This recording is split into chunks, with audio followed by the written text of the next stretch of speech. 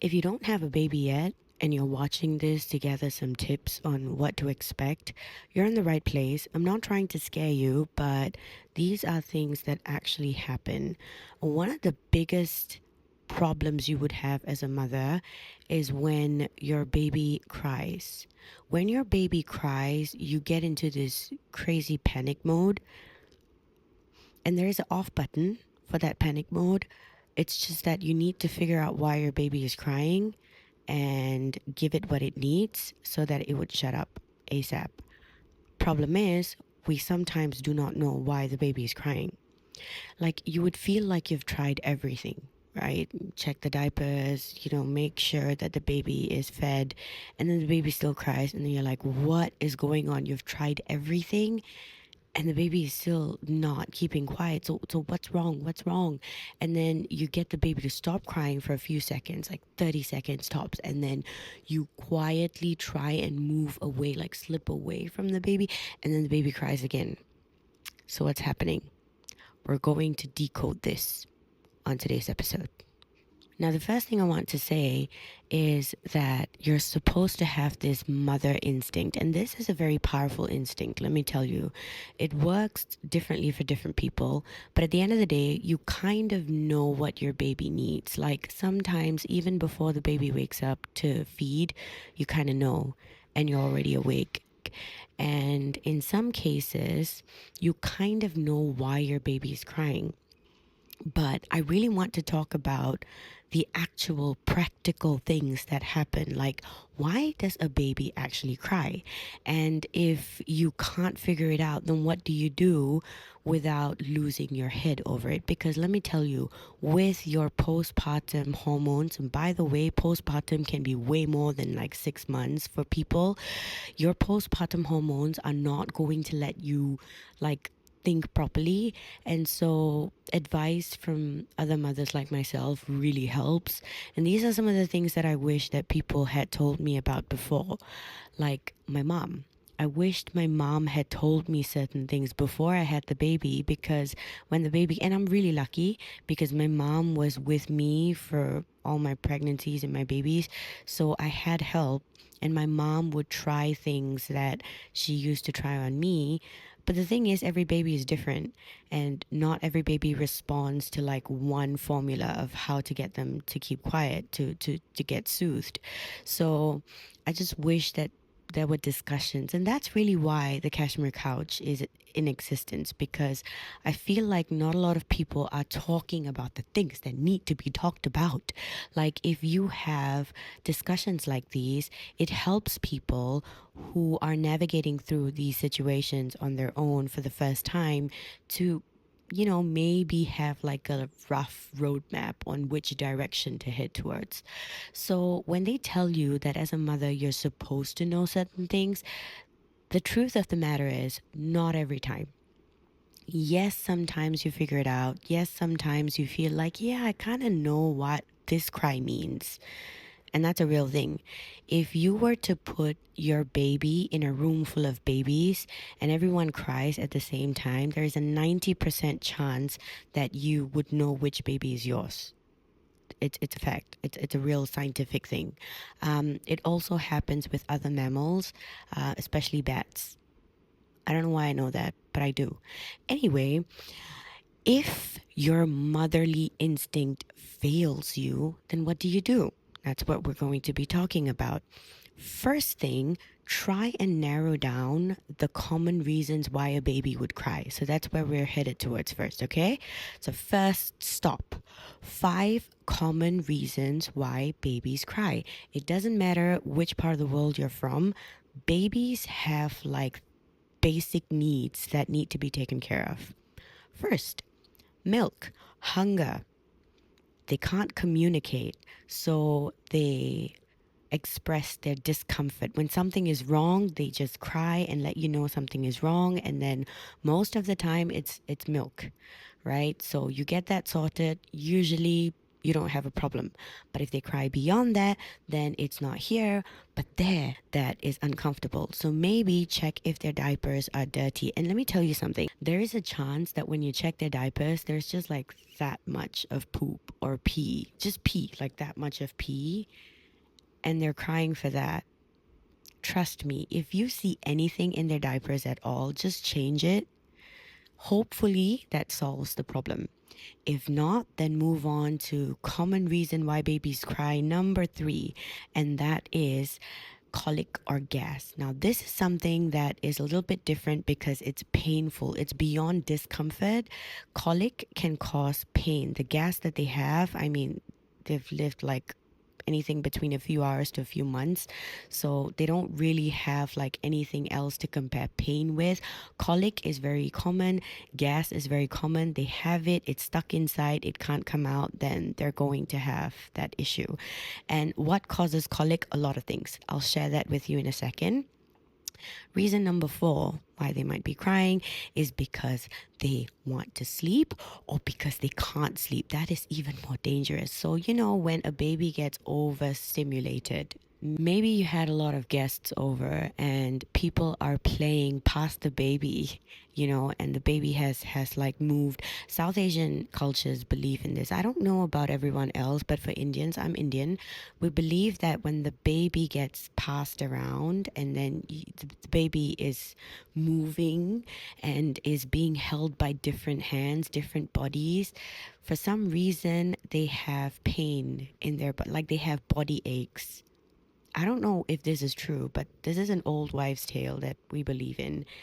And the baby feels very uncomfortable. If everybody has been talking to the baby is now listening to new voices, new sounds, new, they can't see things yet if they're like a few months old or something. We'll explore that science in another video. But there's overstimulation in whatever little senses that they have, and they're trying to make sense of everything. Their brain is overworked and they are overstimulated. That causes problem with proper, peaceful and deep sleep. So they're gonna wake up because they're very tired, but they have been overstimulated. So they're going to wake up every here and there, and then they're just going to scream and cry. And so if you think that that was a problem, just make sure that it doesn't really happen another time. You need to start recording. If this is overwhelming for you, one thing that can help is for you to start recording down events that have happened that cause the baby to scream and cry a lot. Okay? So that's one thing that can help. Now, the last common reason that I have for as to why babies cry is this. Babies cry because sometimes they just want you. And I've spoken about this in another video in the past. Babies sometimes just want you, or maybe the dad, or maybe the grandma, like just one person that they're very familiar with in terms of scent and warmth. Like, it's like they're like dogs. If you have dogs, then that's how they are. They're very, very familiar with one person or two, and when they are in any sort of discomfort, sometimes the only thing that works is to be carried or rocked by them. Again, old wives' tale for Indians, right? We have the saying, don't rock the baby so much, because later on they associate that rocking and the warmth of your hands as I'm going to sleep now. And when they don't have that rocking and they don't have that warmth, then they don't sleep very well, and it makes things difficult for you. But if you're like me, I don't care. If my baby wants me, I'm going to be there for my baby. And if you feel like you don't have the time, you're very tired, there's no judgment, there's no hate in this. Don't listen to what people say.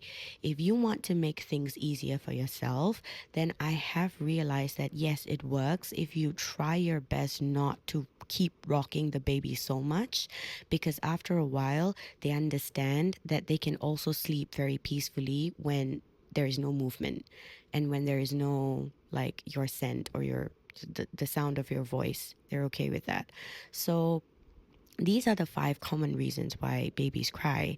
And if they really scream and they cry continuously and you feel like something else is wrong, maybe they're in pain, maybe something else is very wrong, then you can definitely go bring your baby to the doctor if you feel like you're very alarmed. But if you feel like it's one of these problems, probably you don't know whether it's gas, you want to, try and see whether you can do something, then here are some of the tips that have helped me. Now, for the first two, if the baby's hungry, the baby just needs the diaper change, that's pretty easy. Those are the first things that you should look at when your baby is crying and you don't know why. Okay. Now, number three was that baby is having gas or colic.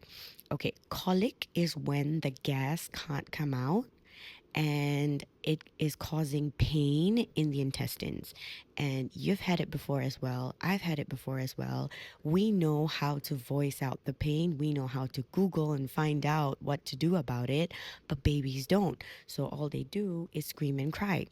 I keep checking my mic because I think the battery is going to die, and I'm hopefully going to finish this video by then, also before my daughter wakes up. So let's go. Gas and colic, there are a few things that you can do. I would say, because maybe it's because I grew up pretty traditional, go find out what old wives' tales say about gas and colic. Because a lot of the times, even though these stories have just been passed down without it really making any sense to you sometimes when you hear it, there are actual scientific reasons behind why it was said by the first person. Think about that for a second. A lot of things, especially in Asian cultures, our ancestors were not dumb. They actually knew a lot of things that we're just learning about in science today. So, if you can, try and listen to what someone much more senior than you has to say about the situation, especially if it's something that has run in your family before. I find that a lot of things that happened with me and my kids happened with me and my mom. Like when I was a baby, I had like the same issues that my kids are having now. And my mom figured out some things that worked for me. Some of those things work for my kids, some don't. And I need to find like new ways to resolve the issue. But it helps to talk and find out. That's part of your research. It's not always just Google. Sometimes traditions, home therapies, these things actually work. Now, for colic and gas, of course, you can go do your own research on Google. You can find out from your doctor what you can do. But one of the best things that helps with colic is you getting a bottle, if you're bottle feeding the baby, anti-colic kind of systems in a bottle. I know Dr. Brown's, I think that's the name of the brand, right? We have that in Singapore, and that's one of the best. They have one of the best anti-colic systems in their feeding bottle, in their bottles. You also have that in other brands, but for the life of me, I can't think of anything else. By the way, this is not sponsored. I wish it was, but it's not. It's just real talk from one mother to another. Um, I fortunately have not had this problem with my kids, except for my second one on the third and the fourth day of her birth. I'll share that story with you in another video. Actually, I'm planning to do a birth video and a birth story video, and I'll talk about it then. But she had crazy colic when she came back home, and I was up all night. I had just given birth like less than 48 hours ago, and I was the next morning I found myself with my elder daughter and my baby, my newborn, like that. And I was ugh, and when I woke up, I was so scared that the newborn would have actually dropped. Like, it was crazy. Anyway, the colic can really get to you, because colic means if the gas is not going anywhere, baby's going to be crying like every hour or so, maybe twice every hour. So one problem that causes this colic is when you introduce foods or when you introduce different formulas. So sometimes a certain formula that you introduce to the baby, either to supplement your breast milk, or if you are trying to transition, or if you feel like your baby is going to be fully on formula, right? You're going to try and test with like one type, And then if the baby's poop is not very nice, you're going to change. If the baby has colic, you'll probably want to change it again. So anything related to the gastrointestinal system, so anything that's got to do with gas up here or the poop down there, those changes will tell you if baby is taking the formula well or if you need to change. Now, another reason why colic can happen is because of the bottle feeding. So, when you are latching the baby onto your breast, there is no like gas problem unless the baby is latching in a way that allows a lot of air from the atmosphere to go into its mouth. So it's not like a proper latch. So that should be corrected by a lactation nurse or some expert like that. There is also that issue of introducing food to a baby who has been on milk for that many months. And when you introduce foods, different foods can cause different gastrointestinal reactions to the food. So sometimes you feed vegetables. Vegetables are good, right? And then you get a lot of gas because maybe that was too high in fiber for the baby. Again, if you notice this as a pattern, when you're first giving foods to baby, if you're really worried about it, I would suggest that you take notes. Like, okay, today I fed baby just plain rice porridge or cereal or whatever, and then baby slept throughout. There was, no issues. Or if there were issues, especially the poop, the color consistency of poop, how much baby poops, how active baby is, these things matter because it gives you a good gauge on how the baby is taking the feed. And these are some of the things that your pediatrician or your nurses will ask you when you go for your regular checkups. So, when it comes to colic pain, it's mostly the food and the way they feed. So, if they've been on breast for a long time and you're transitioning them to bottle, I suggest getting something that helps with colic. So, an anti colic system built inside the bottle, or the one that I used to use for my babies were Tommy Tippy. Again, not sponsored. Tommy Tippy I really liked because the shape of the teat is very similar to that of a mother's breast. No, the nipple. And for both my babies, they took the bottle from Tommy Tippy pretty well. So, again, not all babies are the same. What worked for me might not work for you. Speak to other people. If you have not tried any of these things before, then try these first and then see how that works for you. Okay? Now we're going on to the fourth most common reason in my list as to why babies cry, and that is the fact that they are overtired or they're just really sleepy. For the most part, if they're really sleepy and you comfort them in whichever way that you usually comfort them and you usually make them sleep, that problem resolves itself on its own. Baby just sleeps, no problem. But if it's because they have been overstimulated and they're really, really tired to a point where they can't sleep, that happens to you as well. That happened to me multiple times after becoming a mother as well. To be honest, even before becoming a mother, sometimes you're just so tired. You need to meet deadlines, you need to, I don't know, do something, and then you kind of skip past your bedtime, and then you're so tired to a point that you can't sleep because I don't know, your brain is just racing or whatever.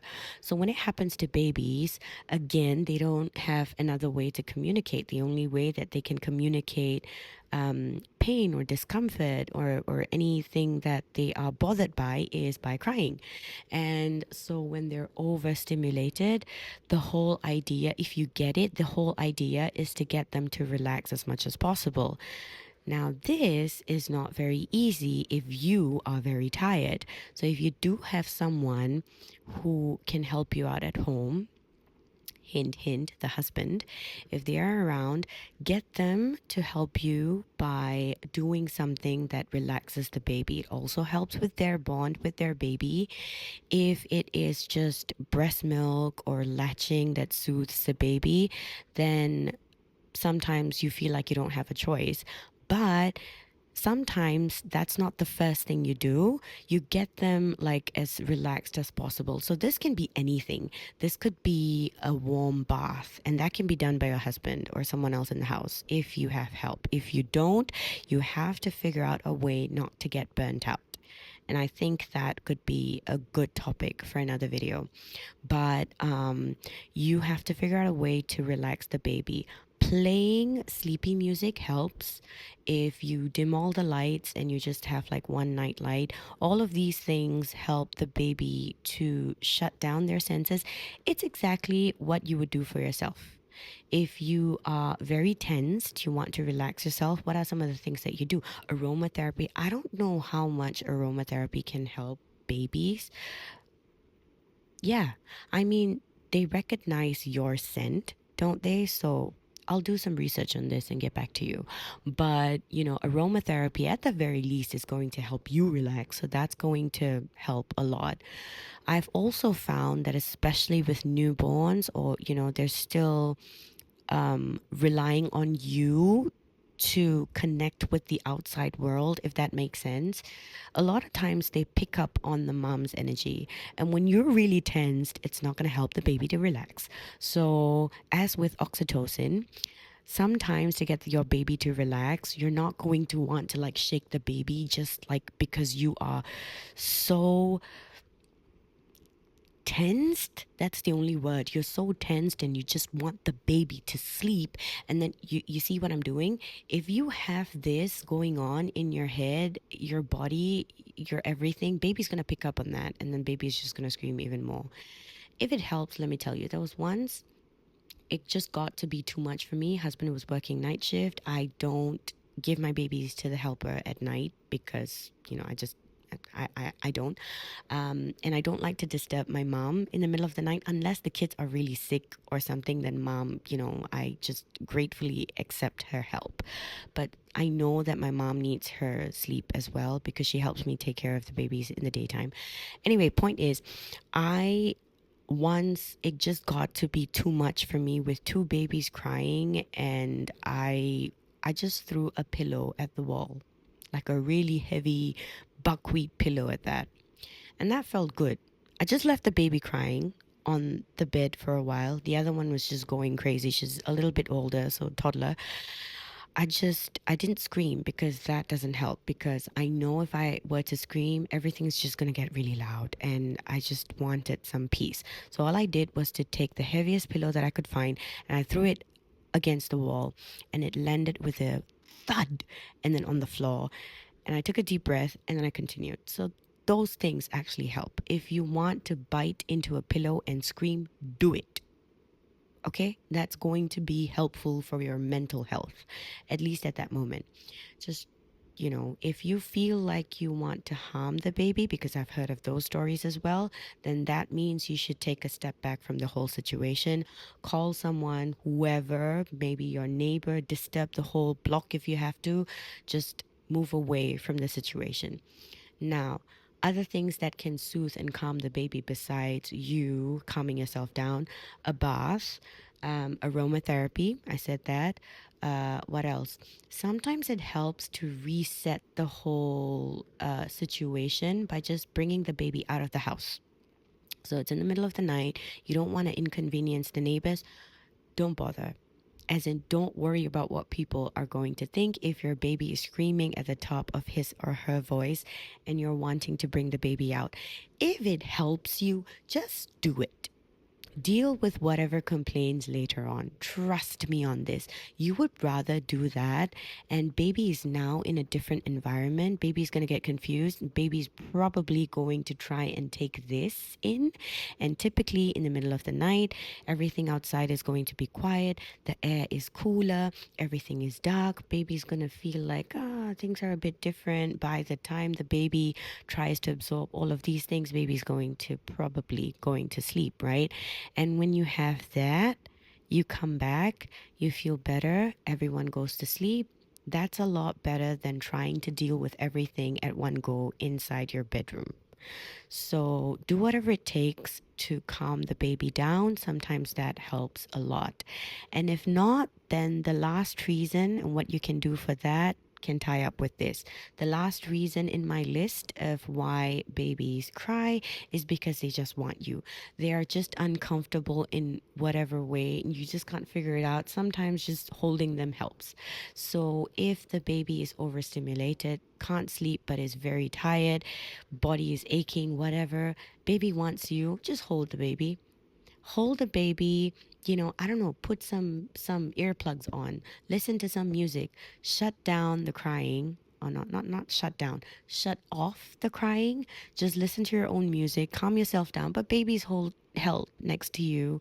Baby can feel your warmth. Baby can feel your heartbeat. You're calm. Baby, after a while, baby calms down. Baby stops crying. Baby sleeps. Everyone wins. So it's very important for you not to take that personally. I know the panic is real. I know what happens when the baby is just crying and you don't know what to do, and that it's actually beyond panic. It's this feeling of, yeah, it's panic. I can't think of a better word to describe it. I know how it is, and I want to tell you that it happens to everyone, every single mother. I don't think there is a baby in the world, no matter which part of the world you are in any point in time in history, that has been so good that just sleeps through all the way without having a single phase or a single day in their lives where they cry for no reason and the mom can't figure it out and everybody's going crazy. It happens to everyone. So please know that you will know how to figure it out. That's the thing about motherhood. Sometimes we feel like there is no solution, but you will figure it out. It doesn't matter if this is your first baby, second baby. You don't have to be experienced in that sense to figure things out. There are a lot of things that I learned when I had my first child that I was completely unable to use for my second child. There were a lot of things that I had with my second child, a lot of experiences that I had with my second child that I never had with my first. And I was like, I don't know what to do. I would say that my first child was a lot easier, but growing up now, the problems that I have to face are very different. So you're going to have it all. You're going to have the good days, the bad days, and you're also going to have the patience and the knowledge that will come and the instinct. All of these things are going to help you. So if you feel like you're all alone in this, you don't have anyone staying with you, you don't have anyone you can call, it's going to be really tough. I'm not saying it's a walk in the park, but you will figure it out. You will find a way. And for me, during some of my toughest moments, I felt like I couldn't speak to anyone because I didn't want to seem like I was complaining. I had a lot of guilt as well. And one thing that helped was watching videos made by other mothers who would actually be honest about the things that they had been through. And that made me feel like, oh, it's not, I'm not the only person going through this, or they've had it worse, or you're just going to find some solace. And I really hope you found some solace in whatever it is that I had to say. And if you found any solace from this video or from any of the other videos that I have, then do let me know. I would love to know that I have inspired someone. I would love to know if I had helped you in any way, even the smallest way. Just leave me a comment, and I would love that. I would love to read about your experiences. There might be things that you're going through that I've never been through. And, hopefully, if I have my third child and that happens to me, what you write down here can help me or another mother. So let's try and turn this into a community thing where we help one another and we let other mothers know that they're not alone in this. I think it is so important. And if any of this resonated with you and you feel heard or you feel seen, then do give this video a thumbs up, subscribe, and let's talk more. Bye bye.